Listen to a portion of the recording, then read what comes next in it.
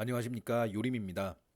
오늘은 최근 이슈되고 있는 카카오 김범수 회장님 가족 회사에 관련한 내용을 살펴보고 이를 통해서 미래를 내다보는 시간을 가져보겠습니다.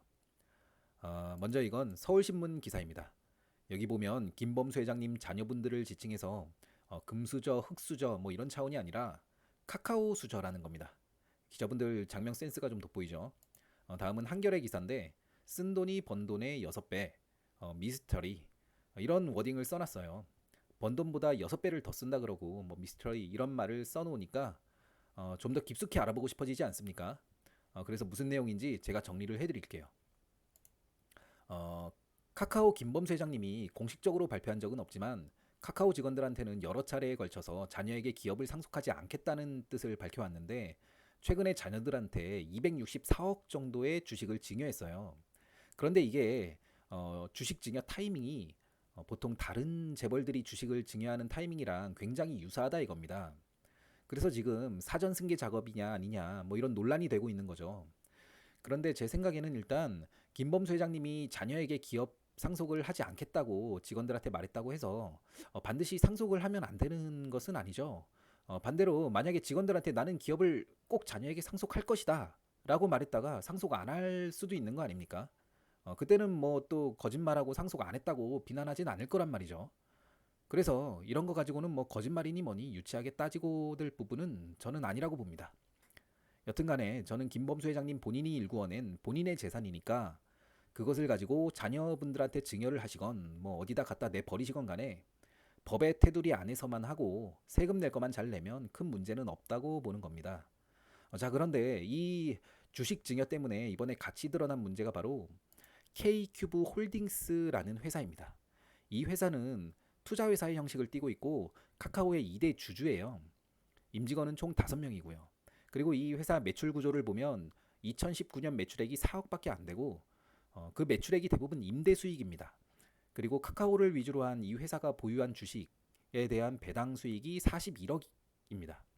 그런데 여기서 문제가 뭐냐면 이 회사가 결손 처리가 돼서 세금을 안 냈다는 거예요. 이 회사의 경우에는 수익 구조를 보면 사실 매입이나 경비 지출을 잡을 만한 거리가 별로 없겠죠. 임대 수익이랑 배당 수익 위주니까 이런 활동들을 하기 위해 필요한 지출을 생각해 보면 뭐 임대 건물 유지 보수 비용이나 뭐 대출 원리금 상환 그리고 뭐 그에 따른 인건비 등에서 딱히 그리 크지 않을 거란 말입니다. 그런데 문제된 게 바로 이 인건비 부분입니다. 재무제표를 보면 인건비 지출이 14억으로 나와요. 이 회사 임직원 5명의 급여가 14억인 것이죠. 뭐 카카오 지분을 11% 넘게 소유한 투자 회사의 고급 인력이니까 연봉 3억쯤은 당연한 거 아니냐라고 생각할 수도 있는데 문제를 걸고 넘어진 게 이 임직원 5명의 구성입니다. 김범수 회장님 동생, 김범수 회장님 부인, 김범수 회장님 자녀들로 이루어져 있거든요. 그래서 결론적으로 이 회사의 지분을 100% 소유한 김범수 회장이 가족들에게 인건비로 14억을 지출했고 그로 인해 이 회사는 결손이 나서 세금도 안 내게 된 것이죠. 그런데 뭐 이것도 자신의 회사를 가지고 뭐 어떻게 지지고 볶아 먹든 간에 사실 다 본인의 마음 아니겠습니까? 그래서 전 이것도 큰 문제는 없다고 생각해요. 다만 한 가지 재밌는 부분은 임직원으로 등록된 김 회장님 자녀들이 이 회사에서 하는 업무입니다.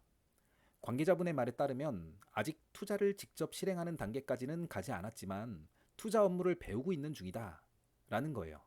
그러니까 투자 업무를 배우는 일을 하면서 급여를 그렇게 받는 거죠. 뭐 재밌습니다. 그래서 이렇게 네이버에 카카오라고 쳐보면 예전이랑은 좀 다르게 좋은 기사 사이사이에 틈틈이 이런 부정적인 기사들이 끼어져 있습니다. 재벌 싫다던 카카오 너마저 뭐 이런 그래서 카카오에 대해서 이런 부정적인 이슈들이 도대체 왜 뉴스면을 장식하기 시작하는 것일까 그런 생각을 해보는 겁니다. 네, 정답은 간단하죠. 김범수 회장님 일가가 그렇게 했으니까 뉴스에 나오는 것이겠죠. 그런데 제 말은 이런 당연한 소리 말고 왜 그 많은 기업 중에 하필 카카오고 왜 하필 지금이냐 이겁니다. 이게 무슨 소리냐면 아까 인건비 명목으로 14억이었나요? 14억. 어떻게 보면 큰 돈이고 어떻게 보면 작은 돈인데 아무튼 이 14억이 김범수 회장님 정도의 재력가 입장에서 생각해 보면 보통은 뭐 언제든 필요하면 구할 수 있는 그런 정도의 금액이라는 거예요. 생각을 좀 더 확장해 보면 비단 카카오뿐만 아니라 어느 정도 재벌의 반열에 오른 기업 일가에 있어서 이 정도의 금액을 마련하는 일 정도는 뭐 비일비재하지 않겠냐는 거죠. 그래서 제가 중요하게 생각하는 포인트가 왜 하필 카카오고 왜 하필 지금이냐라는 겁니다.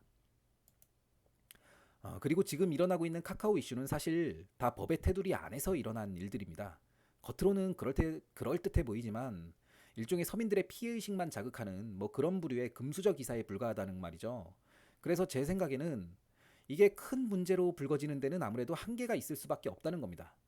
따라서 유추해 보건대 만약 이런 이슈를 일부러 만들어낼 수 있을 만한 권력을 가진 누군가가 있다면 그 권력자와 카카오 김범수 회장님 간에 어떤 협의할 만한 사안이 있기에 찔러보는 것이 아닐까 이런 추측을 해보게 되는 겁니다. 만약에 협상할 생각이 없었다면 이런 가십거리에 지나지 않는 기사가 아니라 치명상을 입힐 만한 어떤 법의 테두리를 벗어난 그런 사실이 기사화되었겠죠.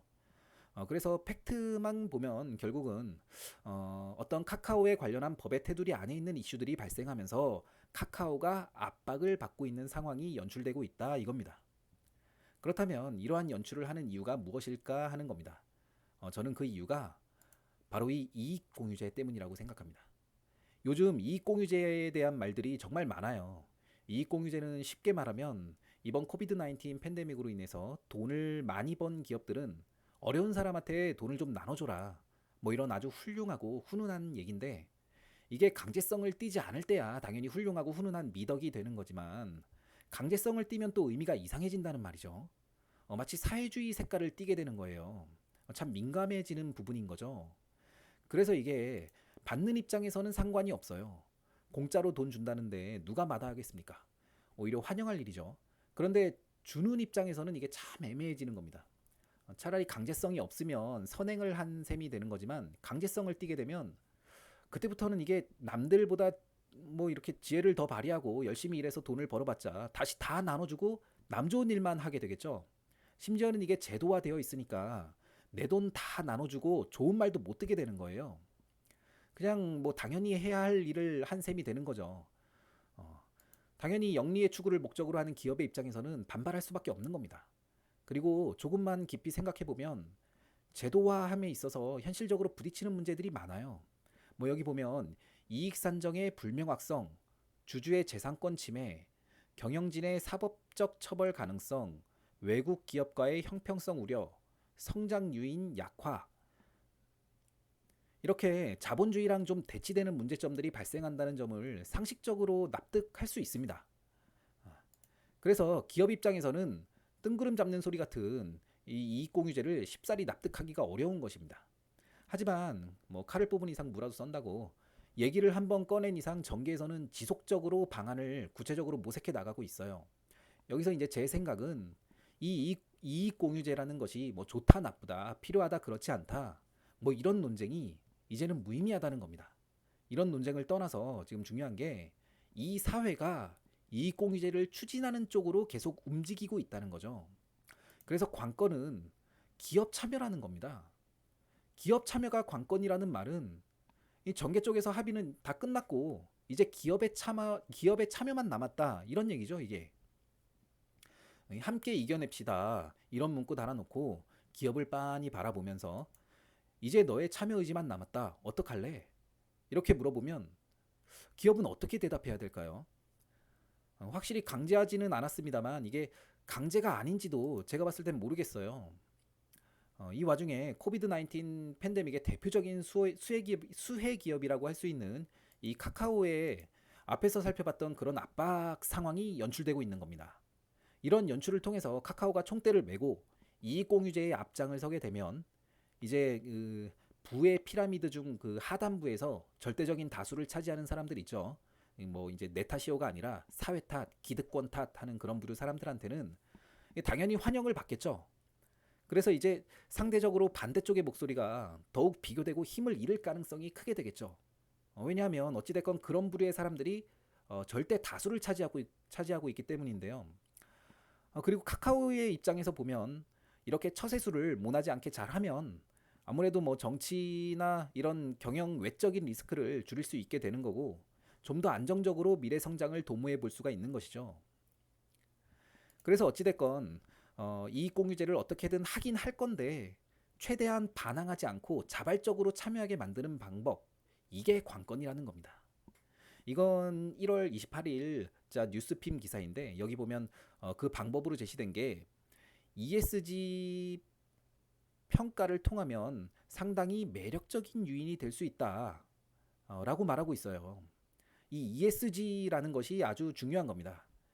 이 이익공유제는 강제로 돈을 걷어가겠다는 거니까 ESG에서 기업의 사회적 책임 부분이랑도 사실은 결이 좀 다르긴 다르죠. 그러거나 말거나 어찌됐건 이낙연 대표는 ESG라는 것을 이익공유제를 실현시키기 위한 무기로서 사용을 하고 있습니다. 그래서 이 ESG가 무엇이냐 하면 환경, 사회, 지배구조를 합쳐 이루는 약자입니다. 그래서 이 ESG가 왜 중요하냐면 기존의 기업을 평가하는 잣대에 이 ESG라는 요소를 추가하겠다는 거예요. 우리가 기업의 재무제표만 보면 메인 매출이 얼마, 순이익 얼마, 투자는 뭐 어디에 하고 있는지 등 여러 가지 한눈에 파악할 수 있잖아요. 그런데 이 비재무적인 지표도 이제 한눈에 파악할 수 있도록 어떤 공통된 기준을 만든다는 겁니다. 그게 바로 ESG인 거예요. 그 실행에 있어서 구체적인 첫 단추는 당연히 제도화에 있겠죠. 그래서 기업의 ESG 공시가 2025년부터 의무화됩니다. 시총 2조 원 이상의 코스피 상장 기업은 ESG에 관련한 정보를 객관적인 지표로서 공개해야 합니다. 2030년부터는 모든 코스피 상장 기업에 적용이 돼요. 대신에 여러 가지 불필요한 부분들에 대해서는 공시 의무를 없애서 40% 정도 공시 부담을 낮추는 방향으로 간다는 겁니다. 그래서 지금은 기업들 스스로가 공공연하게 ESG를 언급하고 있습니다. 그 중에 제일 앞장서서 총대를 메고 나가는 기업이 SK라고 할 수 있죠. 이것이 요즘 SK에 대해 그 많던 구설수들이 잠잠해지고 최태원 회장의 리더십에 대한 칭찬성 보도들이 언론을 달구고 있는 이유가 아닐까 추측하고 있습니다. 이런 움직임은 비단 우리의 나라에서만 일어나는 것이 아닙니다. 이번 1월 25일부터 29일까지 더 그레이트 리셋을 핵심 주제로 열린 온라인 다보스 포럼에서도 이 ESG가 큰 화두 중의 하나였습니다. 이번 온라인 다보스 포럼에서는 문재인 대통령, 트럼프 대통령, 시진핑 중국 주석, 그리고 스가 일본 총리, 메르켈 독일 총리, 마크롱 프랑스 대통령, 트리도 캐나다 총리, 유엔 사무총장, 유럽 중앙은행 총재, IMF 총재, 빌 게이츠 등을 포함한 주요 인사 3,000명이 참여했다고 하죠. 이 공개 토론회의 한국 정상 특별연설에서 문재인 대통령도 이 포럼의 큰 화두인 ESG를 빌미로 해서 이익공유제를 언급했어요. 그러면서 앞으로 구체화해 나가겠다라고 말하고 있습니다. 이 세계를 이끌어가는 큰손들이 ESG의 정당성을 강조하고 있는 흐름 속에서 대부분의 기업가와 정치인들은 이 제시되는 조건들을 갖추어 나가는 수밖에는 없겠죠. 그리고 ESG를 앞세운 이 이익공유제라는 것도 현 정부의 의지를 보면 이제 한다 안 한다의 문제가 아니라 어떻게 하느냐의 문제가 아닌가 그렇게 생각이 됩니다. 자, 오늘 방송은 이것으로 마치겠습니다. 감사합니다.